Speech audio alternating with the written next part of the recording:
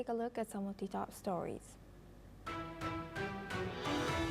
Russia has warned NATO and European powers of a decisive response if alliance violates its airspace, according to Foreign Minister Sergei Lavrov, and he has told the UN General Assembly, amid growing tensions over repeated airspace violations and escalating clashes, while Ukraine has confirmed that Israel provided a US-made Patriot air defense system for the first time.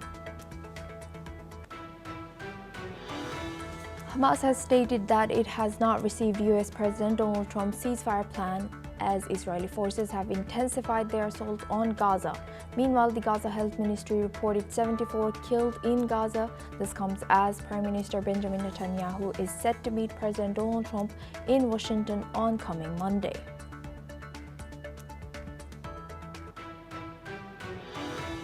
The U.S. State Department has announced it will revoke Colombian President Gustavo Petro's visa after his comments were reported from a pro-Palestinian protest in New York, condemning recent U.S. strikes in the Caribbean that killed some people. Petro has now returned to Bogota, declaring that he does not care.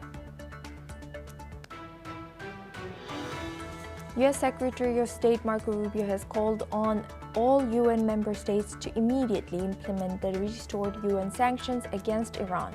The UN sanctions against Iran have now snapped back into force for the first time since 2015, sending the Iranian rial to a record 1.12 million per dollar.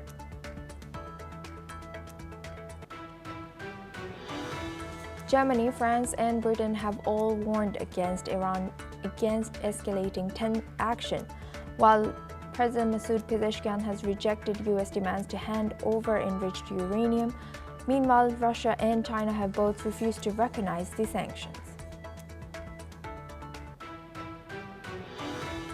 The U.S. President Donald Trump have now authorized full-force troop deployment for Portland to protect ICE facilities from what he calls domestic terrorists, defying Democratic leaders including Oregon Governor Tina Kotek and Portland Mayor Keith Wilson, who has both denounced the move.